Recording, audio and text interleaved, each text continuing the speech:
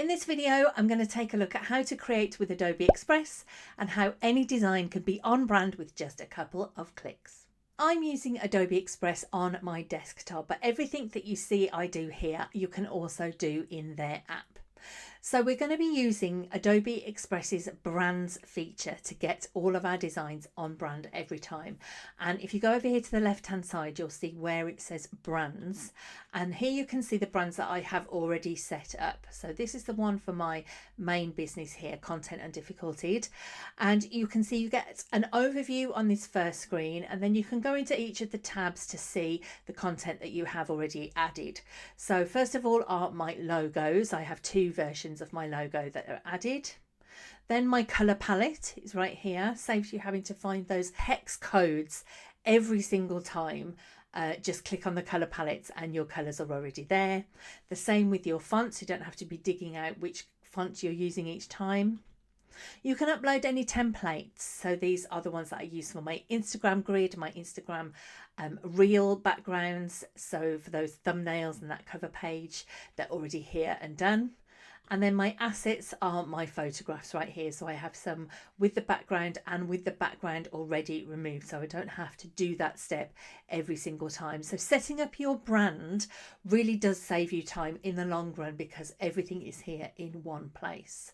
So in order to set up a brand, you go to that main brands page, and then you just choose create brand, you choose a name for it, and then you can upload and add all of those different features of your brand into that one place. Now let me show you how you then use that in any design in order to make sure that they are on brand every time. So I'm going to go for an Instagram story. So I've got a blank canvas right here, and then I'm going to choose one of the ready designed templates. So let's go for this one right here.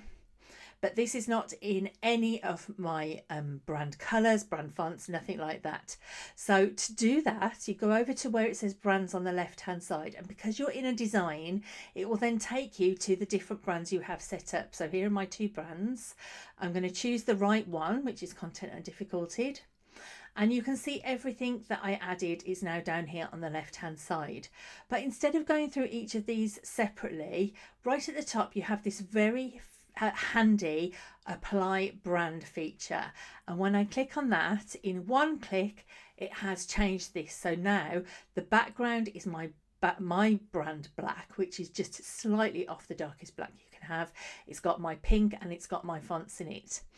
Now, I like that, that's on brand, but if I actually wanted a different combination of my colours, then I could click apply brand again and it will cycle through a different version, and I can just keep on clicking until it has the combination that I think looks the best. But each of these are going to be on brand because it's pulling out of what you've added to that brand's page right there at the start of this video. So I'm going to go for this one right here, and then I can do any tweaking that I want. So I would make this link down here at the bottom a little bit smaller font so that it all fitted on one line, and I might add an image in there as well.